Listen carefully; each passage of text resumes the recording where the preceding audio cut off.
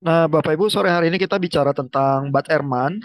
Lalu Bapak Ibu ada yang udah baca bukunya, juga yang mengomentari debatnya ya dengan Craig Evans itu yang saya pasang di G-Class.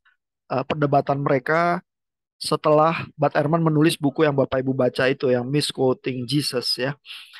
Nah, yang cukup menarik komentarnya Pak Yosua ya tentang perdebatan itu adalah bahwa Craig Evans itu kok menjawab pertanyaan perdebatan dan klaim yang dari Bud Ehrman tuh kok tidak to the point begitu ya, muter dan nggak jelas gitu ya. Itu interesting sekali gitu ya.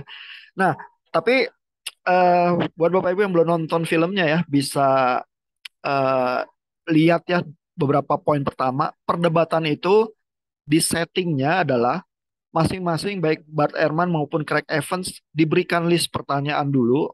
Lalu begitu ditanyakan, Bart Ehrman akan ngomong 5 menit terhadap pertanyaan itu, terus Craig Evans ngomong 5 menit begitu ya.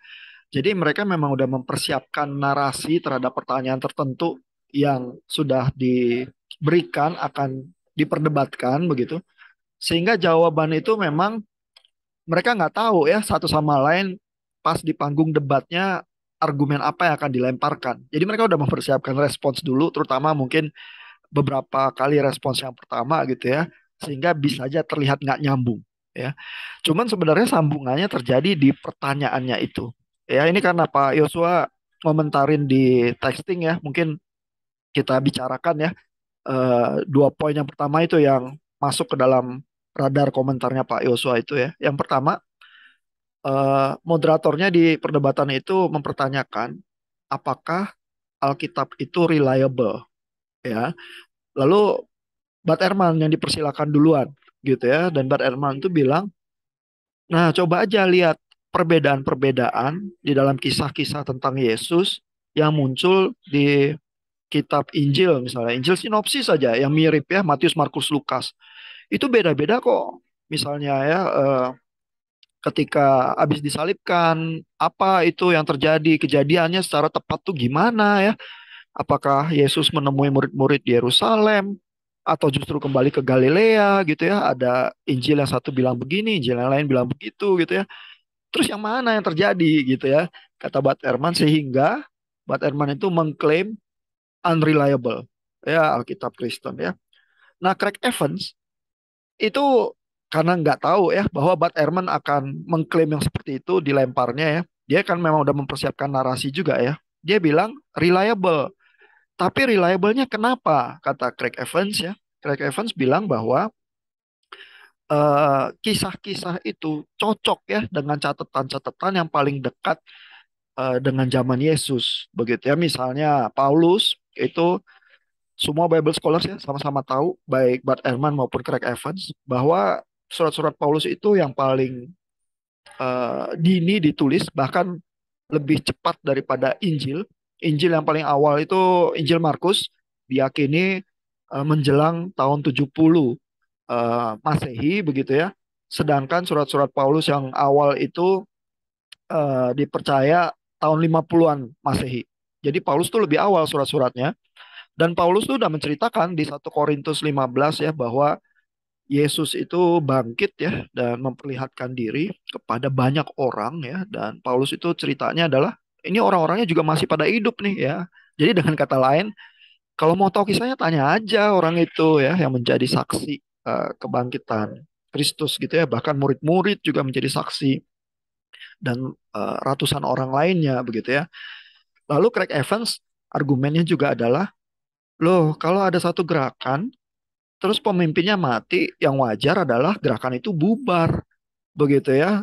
Sehingga kalau Yesus itu dieksekusi ya sebagai seorang kriminal, yang wajar adalah gerakannya bubar.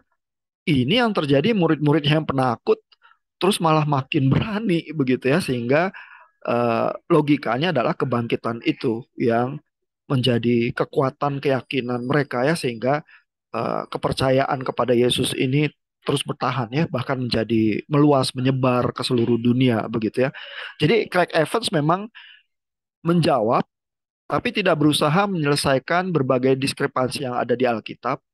Hanya menjawabnya adalah dengan bahwa Alkitab sendiri cocok ya dengan narasi Yesus Dan lalu ada komunitas yang meyakini Yesus ini yang terus hidup dan tumbuh.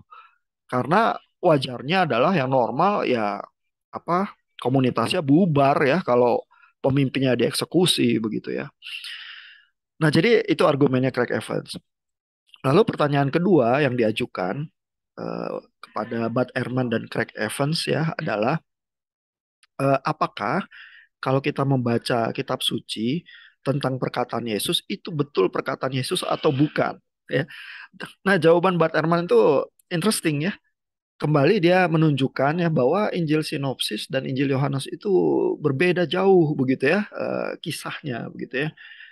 Lalu di dalam Injil Yohanes terutama ya kelihatan sekali bahwa ada agenda tertentu ya, ada message tertentu, ada klaim tertentu yang dengan sangat kuat berusaha disajikan oleh Yohanes bahwa eh, Yesus bersifat divine ya, bersifat ilahi begitu ya.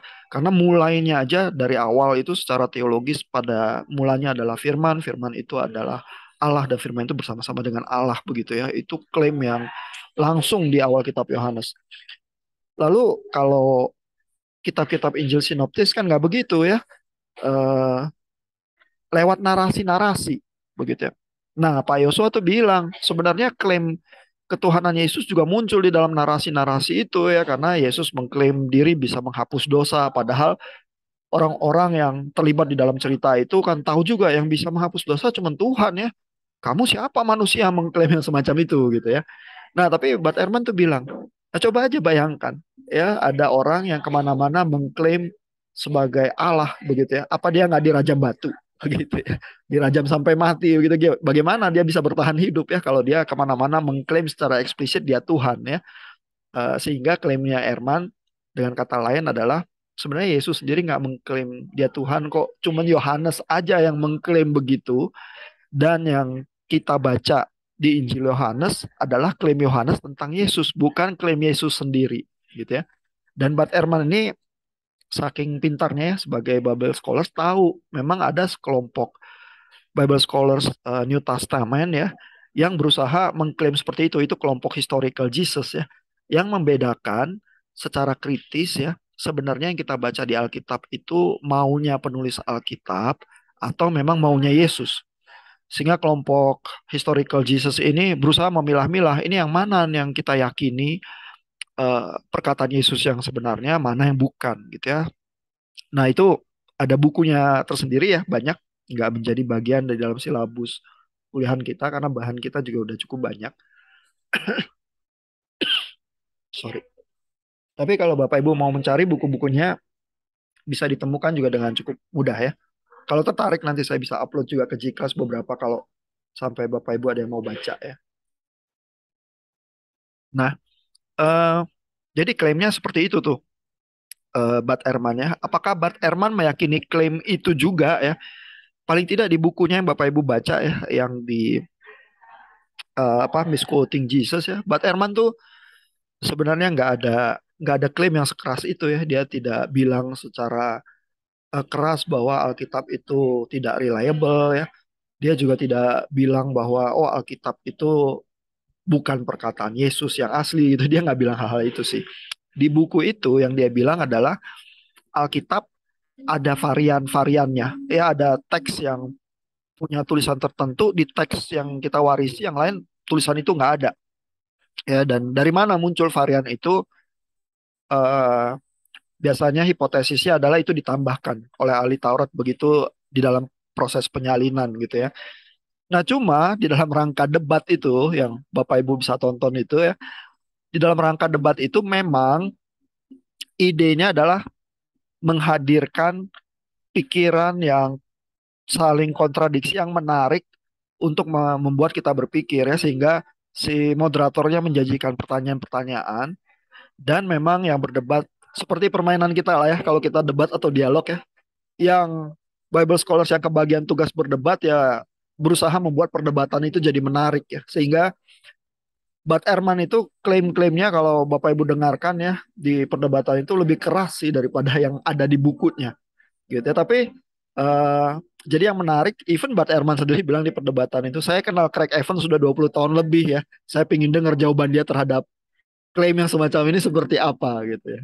Nah, jadi itu semacam eh, olah otak dan olah otot ya bagaimana Bible scholars itu menyikapi berbagai isu dan berbagai polemik juga puzzle ya pertanyaan yang kita lihat fenomenanya di dalam teks kitab suci itu ya. Nah, jadi jangan terlalu ilfeel juga sih sama sama Erman ya. Dan bacaan Pak Yosua benar juga ya bahwa Craig Evans kok kayak nggak to the point ya menjawab Erman. Benar juga ya karena eh, format setting debatnya memang seperti itu sih. Ya. Nah, kalau Bapak Ibu yang belum dengar debatnya tertarik nanti bisa dengar pelan-pelannya terus berusaha menikmati ya. Terus berusaha pikir-pikir ya kayak Pak Yosua. Dan Pak Yosua itu menghadirkan beberapa pertanyaan yang interesting juga ya di textingnya ya. Misalnya pertanyaan fenomena bahwa lo kok memang ya Kitab Yohanes itu ya even pembaca awam pun memperhatikan melihat kok ya bahwa sifatnya beda ya dengan Injil sinopsis ya Matius, Markus, Lukas ya itu beda kok ya. Dan kenapa Matius, Markus, Lukas ada bagian-bagian yang sama gitu ya tapi kok detailnya beda gitu ya. Nah itu juga pertanyaan yang interesting itu yang Pak Yosua itu apa berusaha artikulasikannya di textingnya ya. Nah sebenarnya mungkin ada jawaban yang tidak terlalu kontroversial ya terhadap fenomena semacam itu. Karena begini, katakanlah seseorang menulis tentang hal yang sama, kasus yang sama ya, bahkan yang kontemporer sekalipun ya di dalam sejarah kontemporer kita ya. Misalnya ada sejarawan yang menulis tentang Ahok ya, atau tentang Jokowi, atau tentang Cak Nur, atau tentang Gus Dur, siapapun gitu tokohnya ya. Setiap orang menulis akan punya angle tertentu sih. Setiap jurnalis punya message yang dia ingin sampaikan ya waktu dia menarasikan tokohnya begitu ya. Eh, ada lessons learned ya, ada moral cerita yang ingin disampaikan dan setiap penulis itu punya message yang bisa ada perbedaan karena konteks setiap penulis tidak tepat sama ya. Misalnya kalau Markus itu kemungkinan besar diyakini Bible scholars ditulisnya menjelang tahun 70 Masehi. Pada saat tahun 70 Masehi itu ada peristiwa sangat besar yaitu Bait Allah di Yerusalem itu dihancurkan oleh kerajaan Romawi. Ya sehingga menjelang tahun 70 itu ya kehidupan orang Kristen itu cenderung tertekan sih. Ya sehingga isunya di kitab Markus ya adalah ini penderitaan. Ya Yesus berkali-kali bilang ya bahwa saya ini datang tuh untuk menderita dan murid-muridnya nggak ada yang paham gitu ya. Nah, jangan-jangan Markus itu memang ingin ya menyajikan suatu kenyataan ya buat komunitas orang percaya di zamannya ya bahwa penderitaan itu bagian loh dari keyakinan kita begitu ya karena Yesus pun menderita begitu ya. Tapi orang-orang di zamannya Markus mungkin nggak paham, mungkin inginnya hal yang lain begitu ya. Loh, kan kita udah percaya kepada Yesus, kenapa hidup kita demikian susah gitu ya? Sehingga misteri keimanan kepada Kristus itu ya, misteri salib Kristus itu itulah yang menjadi nuansa yang kental ya, mewarnai ayat-ayat yang ditulis oleh Markus gitu misalnya. Matius lain lagi konteksnya ya. Matius mungkin menurut estimasi Bible scholars ditulisnya adalah setelah atau dalam waktu yang cukup singkat setelah 70 AD itu. Jadi setelah Bait Allah dihancurkan di Yerusalem ya, maka ada goncangan ya yang menghasilkan pertanyaan yang perlu direspons, yaitu menyembah Tuhan seperti apa sekarang? Udah nggak ada nih bait Allah, gitu ya. Terus dari dalam tradisi Yahudi PL yang meyakini Yesus, ataupun orang Gentiles yang bukan Yahudi yang meyakini Yesus, bagaimana menyembah Allah kalau nggak ada bait Allah, begitu ya? Apakah yang sahih adalah gaya orang Farisi? Karena orang Farisi secara khusus menghidupi eh, keimanan itu di dalam marketplace ya, bukan di bait Allah begitu ya. Sehingga perdebatan yang sangat keras ya, misalnya muncul di kitab Matius adalah antara Yesus dengan orang Farisi begitu. Ya itu ada beban tertentu yang Matius ingin menyampaikan pesannya untuk komunitasnya. Nah, Lukas lain lagi ya. Lukas itu kemungkinan sahabatnya Paulus ya. Dan Lukas itu satu-satunya mungkin penulis Injil yang Gentiles ya, yang non-Yahudi. Gitu ya. Sehingga ciri-ciri khasnya kadang-kadang dia baca peta Israel itu rada rada salah gitu ya. Tampaknya dia kurang gitu tahu ya kalau lokasi itu kok rada aneh ya, misalnya di dalam perjalanan Yesus dari Galilea ke Yerusalem kenapa rutenya seperti itu digambarkan oleh Lukas ya. Jadi di dalam apa tanda-tanda seperti itu Bible scholars tuh menduga memang Lukas bukan orang Yahudi ini ya, karena kok nggak terlalu tahu ya detail seluk-beluk daerah di sekitar Yerusalem gitu ya. Nah, tapi Lukas juga memang menulis untuk orang Yahudi ya, sehingga buat orang Gentiles tulisan Lukas itu agak terlalu kental keyahudiannya gitu ya. Nah, tapi Lukas punya agenda yang lain lagi ya. Dia message-nya adalah Yesus yang dari Galilea terus ke Yerusalem, lalu mati dan bangkit di Yerusalem, nanti sampai ke Samaria dan sampai ke ujung bumi gitu ya. Makanya kitabnya Lukas itu dua jilid ya, Injil Lukas dan Kisah Para Rasul. Ya, yang pertama itu menceritakan bagaimana Yesus itu dari Galilea sampai Yerusalem. Yang kedua, bagaimana iman percaya kepada Yesus itu mulai dari kejadian Pantekosta di Yerusalem menyebar sampai ke seluruh bumi ya di dalam misi-misi Paulus begitu ya. Sehingga Lukas tuh mengisahkan Injilnya di dalam konteks dan kebutuhan yang seperti itu. Nah, jadi sebenarnya ya, kalau kita mau fair ya, yang normal adalah di dalam setiap kitab, kita memang harus expect perbedaan. Justru adalah hal yang aneh kalau Matius nulisnya benar-benar plek sama sama Markus gitu ya. Ngapain dia nulis lagi ya? Dia suruh orang-orang baca kitab Markus aja gitu misalnya ya. Ya Lukas juga begitu ya.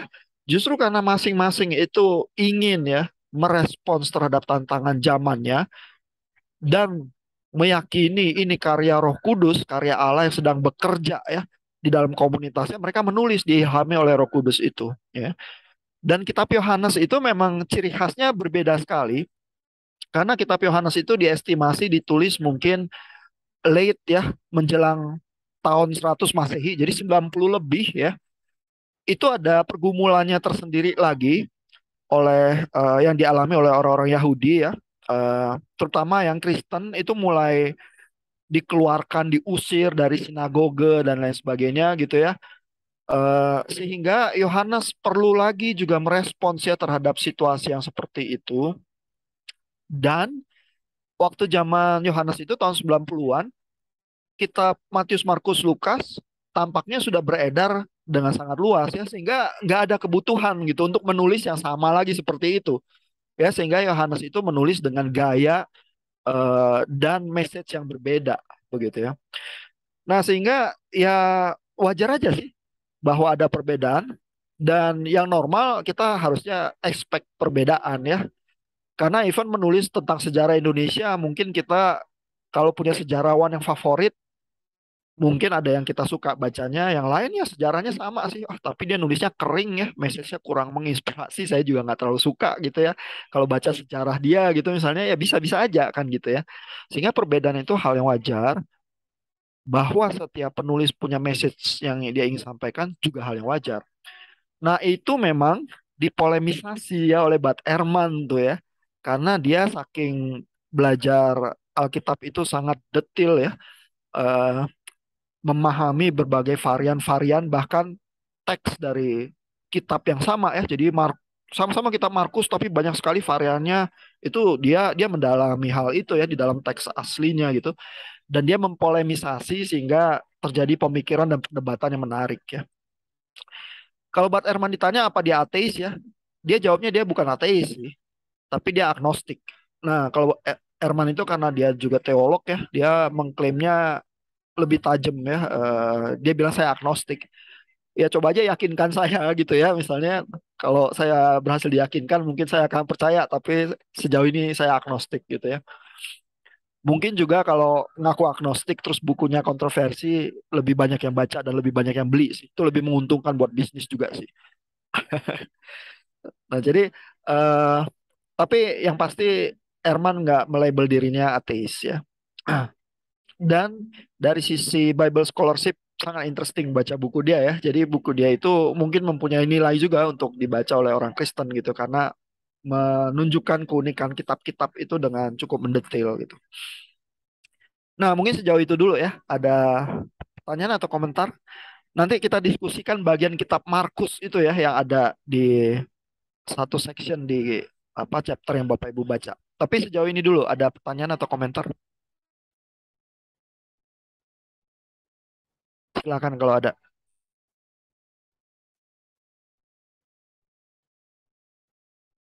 Pak Yosua, apakah terjawab Pak pertanyaan-pertanyaan textingnya?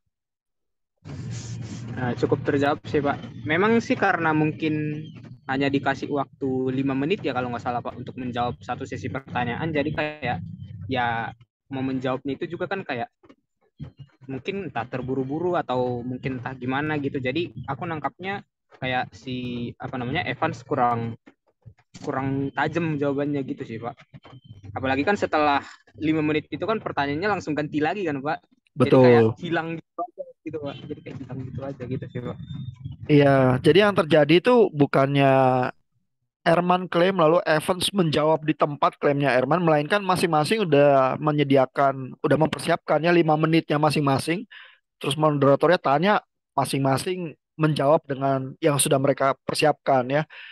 Tapi karena Erman mulai duluan dan dia yang sebagai yang attacking gitu ya, sehingga dia kelihatannya lebih lebih agresif ya. Dan kan berarti Evans yang dia di apa diharapkan untuk merespons, responsnya ya ada yang tidak berhubungan langsung ya dengan klaim-klaimnya Erman karena kan masing-masing nggak tahu ya sebenarnya yang dipersiapkan lawan debatnya seperti apa sih, tinggal langsung di tempat itu aja mereka membacakannya yang udah mereka persiapkan gitu. Hmm. Tapi perdebatan itu tetap menarik ya karena dua-duanya baik Craig Evans maupun Bud Ehrman ya orang lama ya di MT scholarship ya. Jadi ya Ehrman sendiri bilang ini saya udah kenal Craig Evans sudah 20 tahun kok. Jadi buat mereka hal-hal yang dikatakan Ehrman Craig Evans itu tahu, sebaliknya juga gitu ya. Cuman berarti sebenarnya di ruangan auditorium itu yang bingung audiensnya sebenarnya. Baik Evans maupun Erman dua-duanya nggak ada yang bingung sebenarnya gitu. Tinggal Erman itu menyinari apa fenomena-fenomena Alkitab dari angle tertentu ya yang membuat resah.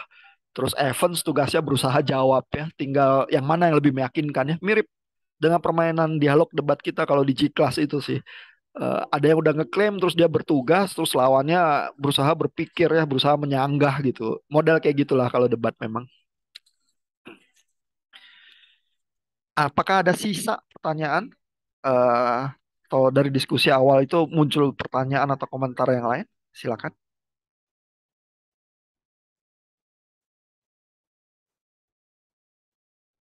Seberapa resah Bapak Ibu baca Erman?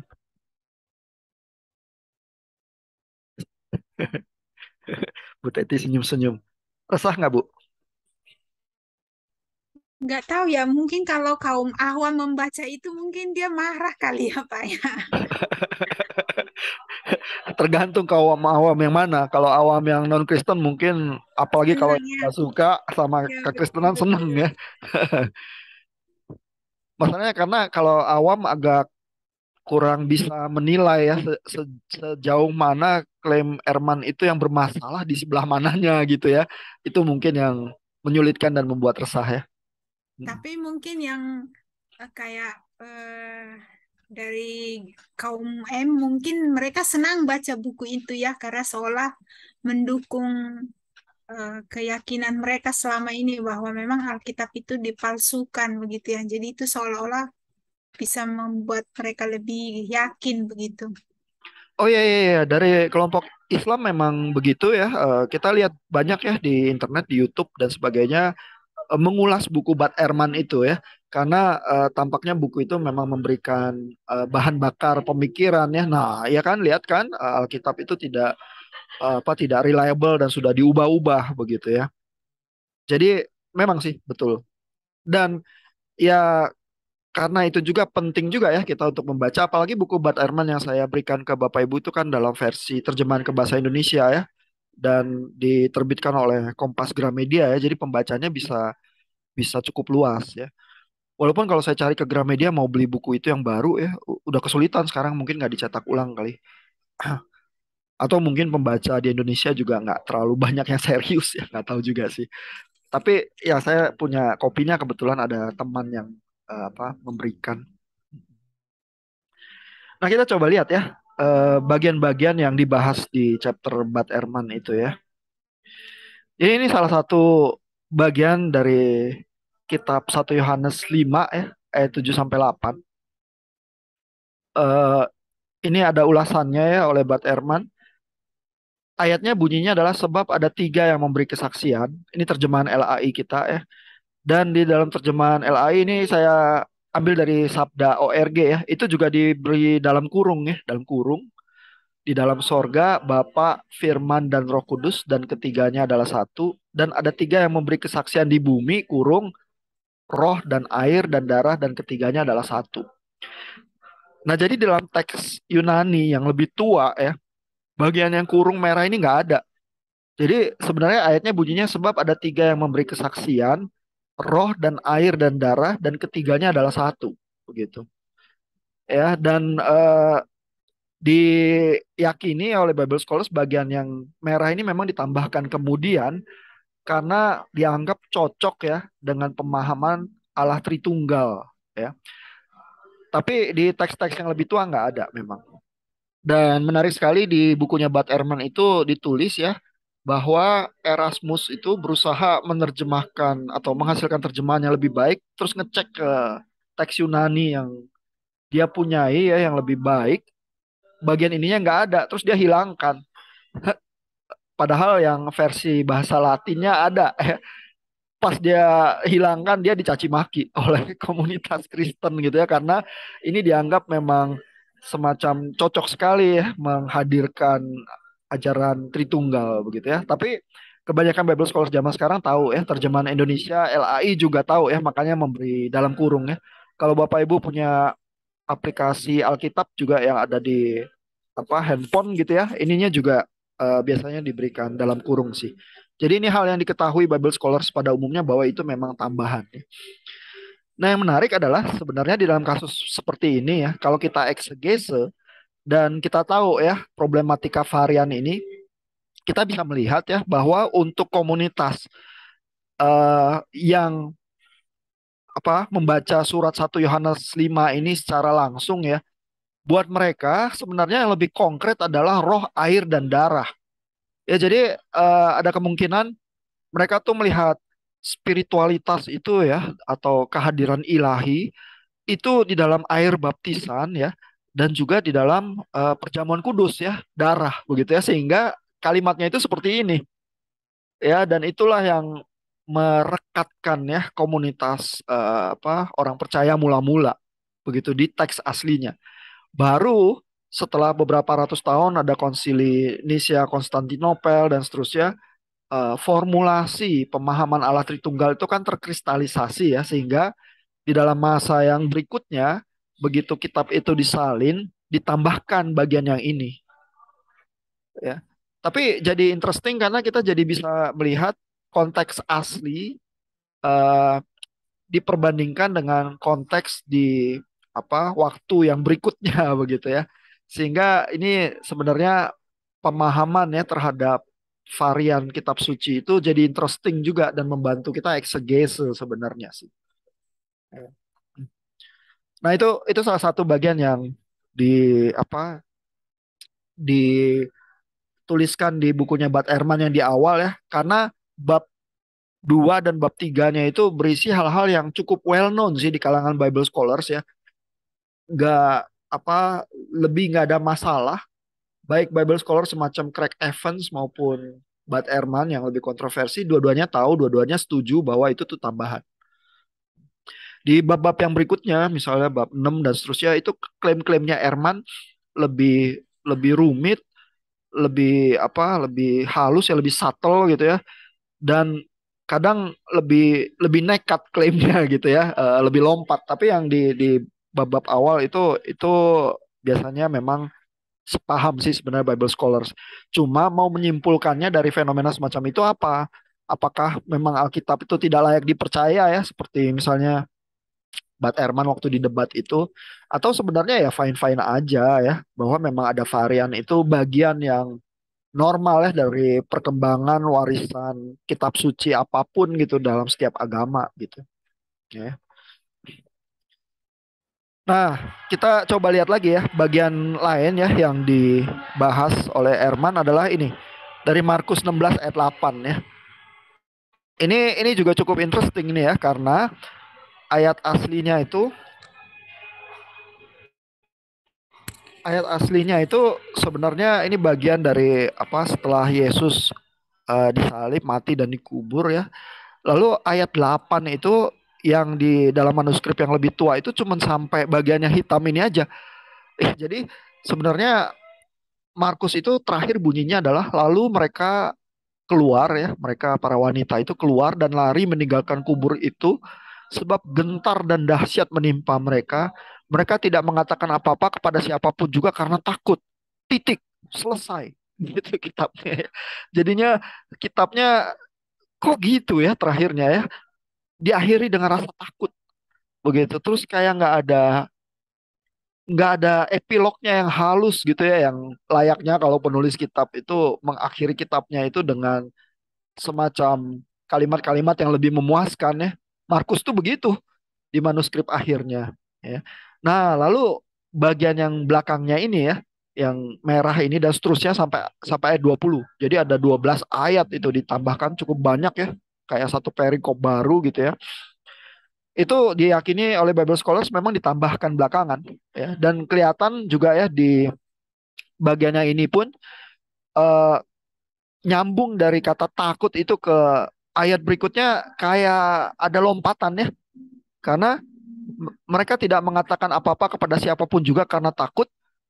Terus kok dengan singkat mereka sampaikan semua pesan itu kepada Petrus dan teman-temannya gitu ya, kok nggak nyambung gitu ya. Loh, bukannya mereka tidak mengatakan apa-apa kepada siapapun karena takut, kok terus dengan singkat mereka sampaikan pesan itu kepada Petrus dan teman-temannya ya. Jadi terkesan memang ada lompatan ya. Terus lalu sesudah itu disambung dengan cerita Yesus ya. Yesus dengan perantaran muridnya memberitakan dari timur ke barat berita yang kudus dan seterusnya gitu ya. Terus lagi lompatan lagi ya setelah Yesus bangkit pagi-pagi pada hari pertama minggu itu ya. Terus kayak semacam ada kisah penutup yang memang diramu sedemikian rupa kemungkinan besar dengan mencocokkan dengan kitab-kitab lain yang sudah ada, yang ada cerita kebangkitannya. Ya, juga ada kisah nanti murid-murid akan memegang ular dan tidak mati atau meminum racun begitu ya. Itu juga cocok dengan pengetahuan misalnya di kitab para rasul begitu ya. Kejadian-kejadian murid-murid membuat mukjizat begitu ya, dan kisah kebangkitannya juga ada di Injil yang lain ya, di Injil Matius, di Injil Lukas gitu ya. Sehingga fenomenanya tampaknya adalah ahli Taurat yang menyalin kitab Markus ini merasa ini agak terlalu mengejutkan begitu ya, kitab Markus yang asli terus ditambahkan epilog yang memang cocok dengan kisah kitab-kitab yang memang sudah beredar juga begitu ya. Tapi Bible scholars tahu ini tambahan sih ya, karena di dalam manuskrip yang diwarisi ada yang bagiannya ada tambahannya, ada yang enggak ya. Dan apa hipotesis ya atau asumsi ada ahli Taurat yang menghapus itu terlalu berani ya. Ahli Taurat nggak ada yang berani menghapus kalau misalnya menyalin kitab itu ya. Lebih mungkin adalah memang ada ahli Taurat yang berusaha menambahkan atau menghaluskan bagian-bagian tertentu gitu. Terus diwarisi ya kepada salinan yang berikutnya. Nah, yang interestingnya adalah Erman itu mengklaim ya bahwa tambahan itu sebenarnya cocok dengan semua nuansa yang ada di kitab Markus. Nah, itu yang sering apa terlewatkan oleh orang Kristen awam tuh waktu baca Alkitab ya. Jadi di bagian ini ya, misalnya ini halaman 62 ya. Ini waktu Erman tuh menunjukkan ya bahwa sebenarnya kitab aslinya itu terakhirnya ayat 8 ini ya dikutip nih. Tapi para wanita itu lari dari makam itu dan tidak mengatakan apa-apa kepada siapapun karena mereka takut. Ini 16 ayat 8. Nah, kemudian muncullah ke-12 ayat terakhir buku Markus.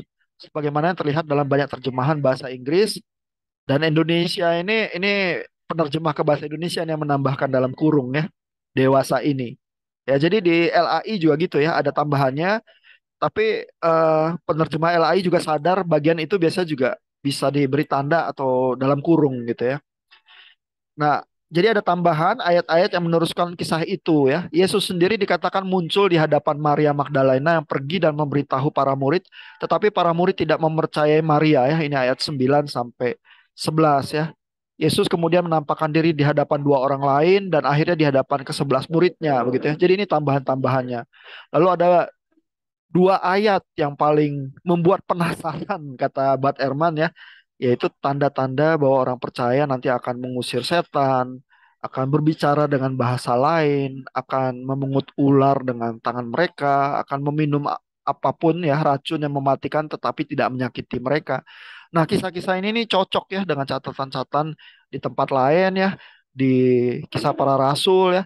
Bahkan ini ada suku ya dari Appalachian gitu ya. Ya memang di dalam suku itu ada tradisi memegang ular berbisa gitu ya untuk membuktikan kisah itu ya, kepercayaan kepada Yesus begitu ya. Nah, dan Erman sendiri ya di dalam bagian ini ya bilang bahwa eh, penjelasan ya yang masuk akal ya adalah bahwa Markus memang sengaja mengakhiri Injilnya pada ayat 16 ayat 8 itu. Ya ini di halaman 65 ya kalau Bapak Ibu mau baca ya. Jadi penutup itu memang memang sengaja ya terdengar mengagetkan. Ya para murid tidak pernah tahu bahwa Yesus telah dibangkitkan karena para wanita tersebut tidak pernah memberitahu mereka. Gitu ya. Salah satu alasan untuk menyimpulkan bahwa Markus memang sengaja membuat penutup seperti itu adalah bahwa penutup demikian sesuai dengan pola-pola message yang lainnya ada di sepanjang Injil Markus. Ya jadi ini Herman tuh juga ya Bible scholars yang canggih ya. Dia paham sebenarnya setiap penulis Injil tuh punya message-nya tersendiri. Ya Markus lain sama Matius, Markus lain sama Lukas gitu ya. Ini ada ciri khasnya sendiri. Itu Bat Herman tuh paham ya hal kayak gitu. Makanya kalau kita mempersiapkan khotbah ya, kalau kita itu cuman sekedar comot ayat ya dari Markus terus tiba-tiba pindah ke Yohanes terus tiba-tiba pindah ke kisah para rasul gitu ya. Ada kemungkinan ya itu kita kehilangan spirit dari penulis aslinya karena kita tuh mencampur adukan beberapa penulis yang mungkin punya ciri khas dan message yang berbeda ya. Kalau kalau saya berusaha eksegese dan mempersiapkan khotbah, saya cenderung menghindari melompat terlalu cepat ya ke kitab yang lain karena saya mengambil risiko itu ya kalau saya lompat terlalu cepat biasanya juga kalau orang tuh melompat-lompat terlalu cepat karena dia kurang persiapan ya, dia rasa bahannya kurang nih. Saya harus ngomong setengah jam gitu ya. Tapi ini bahannya habis sih, saya lompat ke kitab lain gitu misalnya ya. Bukannya disiplin ya berusaha menyusuri teks itu ya. Itu sebenarnya apa maksudnya gitu ya. Dan berusaha menggali ya dari keseluruhan konteks dari satu kitab itu dia rasa lebih cepat kalau saya gayat penulis lainnya kitab lain gitu. Nah, cuman itu nanti jadi bermasalah karena setiap kitab memang punya agenda dan message-nya masing-masing gitu terus campur jadinya mix ntar nggak jelas gitu ya. Nah ini di sini nih hebatnya Erman ya, salah satu alasan untuk menyimpulkan ya kata Erman ya bahwa Markus memang sengaja membuat penutup seperti itu adalah karena itu sesuai dengan pola-pola di sepanjang Injil Markus ya.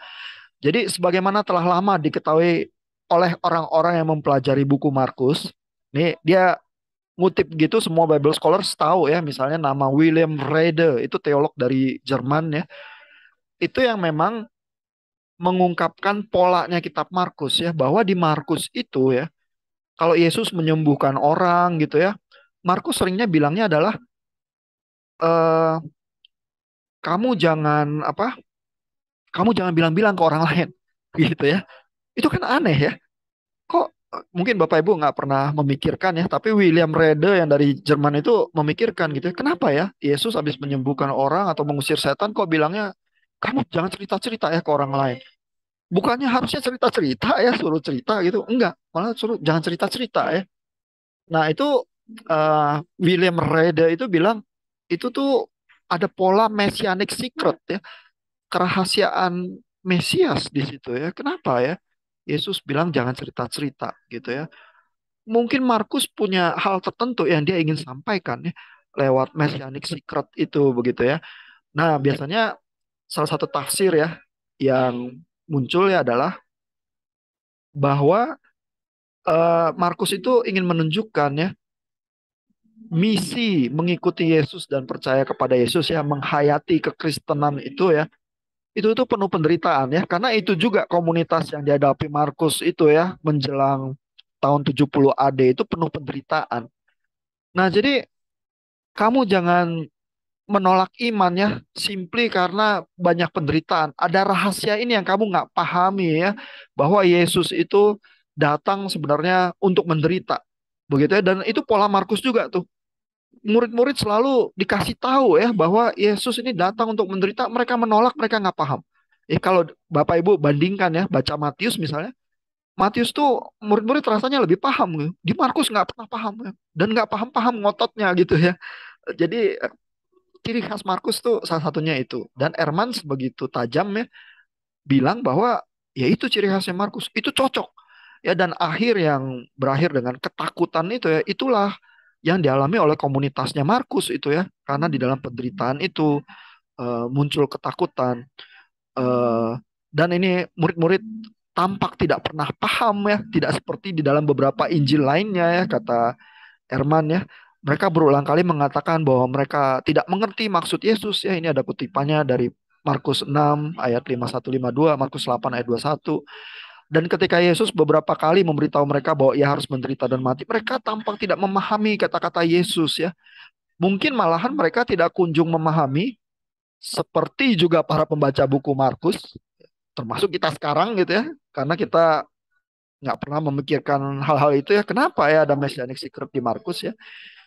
Yang dari sejak awal apa? Oh, pembaca buku Markus kadang-kadang paham ya dari sejak awal bisa paham sebenarnya Yesus siapa. Kok murid Yesus yang mengalami Yesus langsung di kitab Markus nggak pernah bisa paham gitu ya. Nah, lalu di halaman berikutnya halaman 66 di dalam bagian kalimat terakhir soal kitab Markus ini eh, Erman tuh menulis demikian ya. Singkatnya, Markus mungkin memang sengaja ingin mengejutkan audiensnya ya, hadirin dengan penutup yang mendadak itu. Suatu cara yang cerdas untuk membuat pembaca berhenti, menarik napas, dan bertanya, apa? Kenapa bisa gitu ya. Jadi itu menurut Erman ya, itu tuh memang teknik yang dengan sengaja dipakai Markus. Itu bukan kesalahan. Ya, itu memang message-nya Markus tuh. Tinggal waktu kita eksegese, kita paham nggak pola Markus itu ya. Sehingga waktu kita mengotbahkan kitab Markus itu, kita cuman bukan sekedar, oh nasihat-nasihat aja yang kita lihat di kehidupan ya. Tapi memang kita menggali ya, seberapa ketakutannya murid-murid, seberapa tidak pahamnya komunitas Kristen di zaman Markus. Dan bagaimana ya kita bisa menghayati misteri iman kepada Yesus itu yang hadirnya justru di dalam penderitaan begitu ya. Nah itu tuh ya. Jadi kalau saya baca Erman ya, saya mengagumi dia karena dia memahami ya yang detil-detil yang kecil itu ya. Dan saya rasa dibanding kebanyakan orang Kristen yang baca Alkitab ya, eksegesenya dia itu lebih berwarna ya, lebih lebih menunjukkan ya kaliber Bible scholars yang baik ya. Bahkan pengkhotbah juga bisa banyak belajar ya dari bukunya dia yang kontroversial itu sih. Nah, mungkin sampai di situ ya bahasan kita dari chapternya Erman. Bapak Ibu yang penasaran bisa baca lagi ya bukunya itu yang tersedia di Ciklas atau dengar perdebatannya lagi dengan Craig Evans ya yang masih ada beberapa pertanyaan ke belakang itu yang tadi kita nggak diskusikan mungkin menarik juga buat Bapak Ibu sih. Ada pertanyaan? Ada komentar?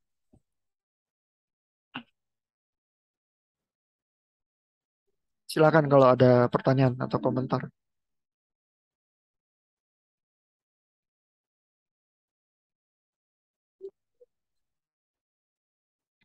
Apa waktu belajar PB ya, kita PB eh, pernah mendiskusikan hal-hal seperti itu?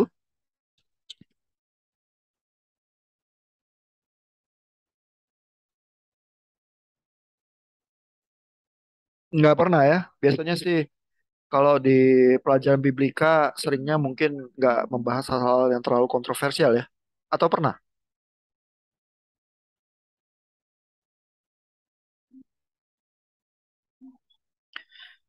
Ini saya tunjukkan ya. Kalau Bapak Ibu baca di Wikipedia ya, taruh kata kunci Messianic Secret ya. Itu juga ada beberapa apa informasi ya, nggak begitu panjang. Terus ada nama teolognya ini William Wrede ya. Ini ada fotonya juga nih. Georg Friedrich Eduard William Wrede. Jadi kalau mau dicari, dia teolog Lutheran dari Jerman ya, yang mengungkap pola dari kitab Markus itu ya. Eh, saya nggak tahu di perpustakaan kita ada atau enggak ya. Tapi dia rada terkenal sih, mungkin nggak terlalu sulit ya mencari tulisan-tulisannya. Cuman problemnya adalah mungkin teks-teks aslinya ini dalam bahasa Jerman ya, yang di awal-awal ya. Ini Das Messias Geheimnis in den Evangelien ya. Ini dari tahun 1901. Ini Messias Geheimnis itu Messianic Secret. Ini tulisannya dari William Rede gitu ya. Tapi Bible scholars yang zaman sekarang yang mempelajari apa varian kitab dan apa agak mendetil tentang perjanjian baru rata-rata tahu sih tentang William Rede itu sih. Ada pertanyaan atau komentar dari Bapak Ibu? Jadi beberapa minggu ke depan nanti saya pilihkan beberapa bagian chapter dari Bad Ehrman ya untuk Bapak Ibu baca. eh ya, mungkin saran saya adalah jangan terlalu cepat ilfil ya sama dia ya. Memang dia menulis sedemikian rupa dengan bahasa yang bisa meresahkan. Misalnya kalau dia bicara kan ngomongnya adalah Alkitab banyak perubahan ya, dan perubahannya disengaja dan perubahan yang tidak disengaja gitu ya. Jadi itu gaya bicaranya dia. Tapi kan fenomenanya sebenarnya adalah kita tuh mewarisi kopi-kopi Alkitab. Lalu di dalam kopi itu ada variannya. Di kopi yang satu ada bagian tertentu, di kopi yang lain bagian itu bisa nggak ada ya. Misalnya di bagian Markus itu atau di bagian 1 Yohanes 5 itu ya. Atau ada di satu kopi tulisannya ini, di kopi yang lain katanya kok beda gitu misalnya. Terus kata mana yang benar ya. Dan bagian-bagian yang varian itu ada ratusan ribu mungkin jumlahnya ya. Cuman kebanyakan memang varian-varian kecil. eh, Tiga varian terbesar yang diketahui Bible scholars itu yang tidak tidak diperdebatkan.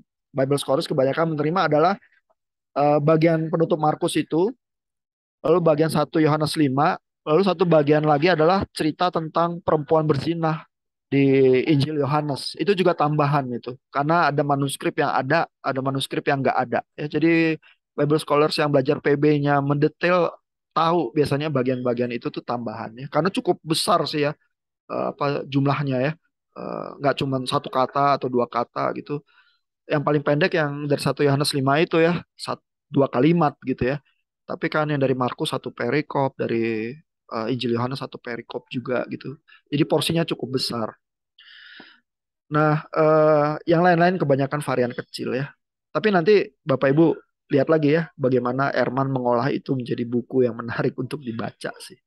Ya. Dan yang pasti Bible scholarship dia tinggi sih karena dia alumni Princeton ya. Dia menerima latihan Bible scholarship itu sangat sangat ketat ya. Jadi tulisan dia kualitasnya bagus sih. Tinggal klaimnya dia ya perlu dinikmati dengan kehati-hatian dan nuansa tertentu ya, bahwa eh, klaimnya dia bukan satu-satunya penjelasan terhadap fenomena yang ada sih. Hmm. Ada pertanyaan atau komentar?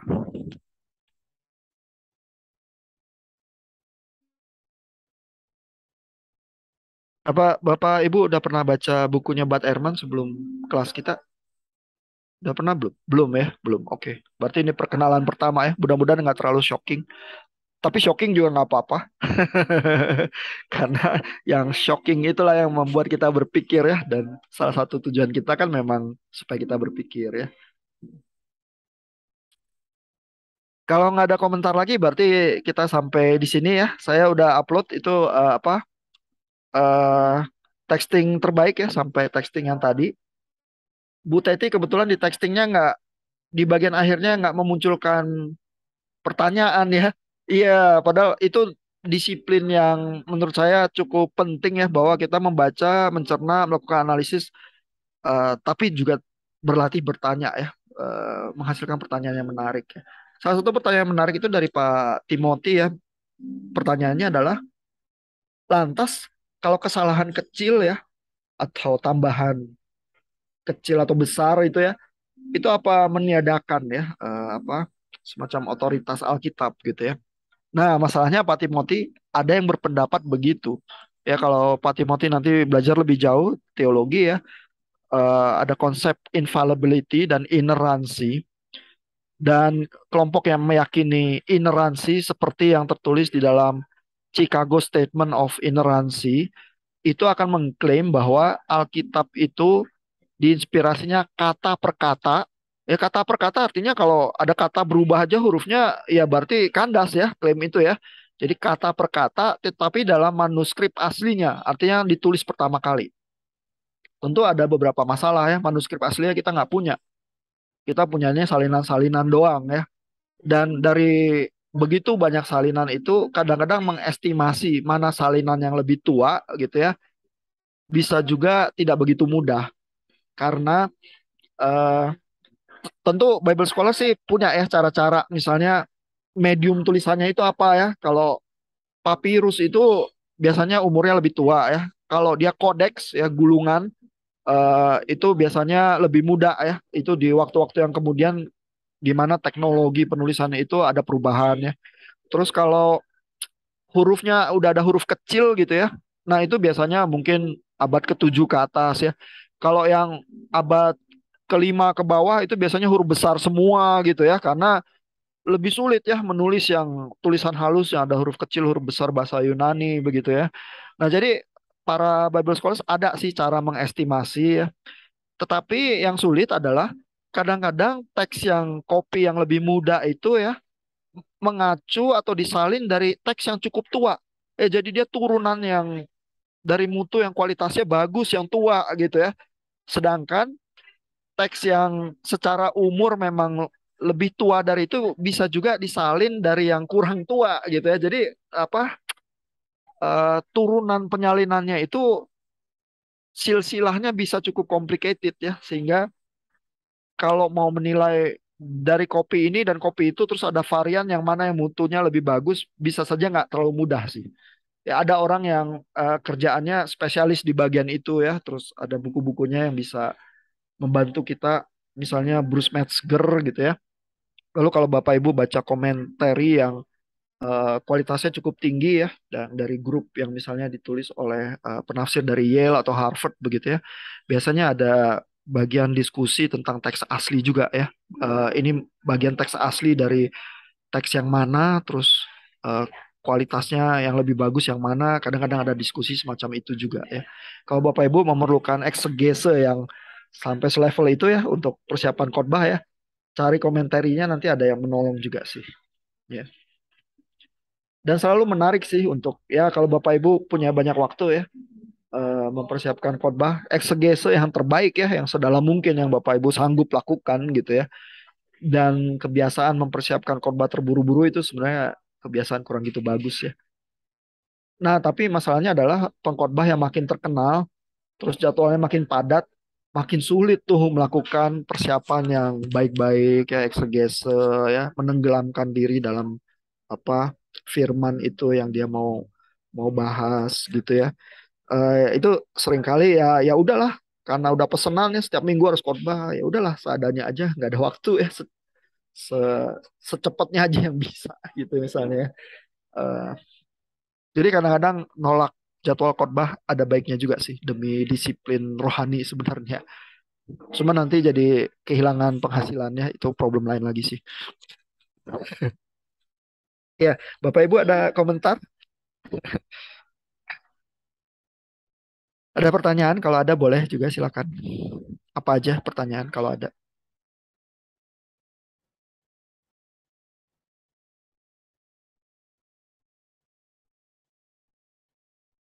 Yang nulis texting itu Pak Yosua, Bu Teti, sama Pak Timothy sih. Pak Timothy ada pertanyaan nggak Pak? Atau yang masih mengganjal? Enggak sih Pak, cukup. Cukup ya. Oke.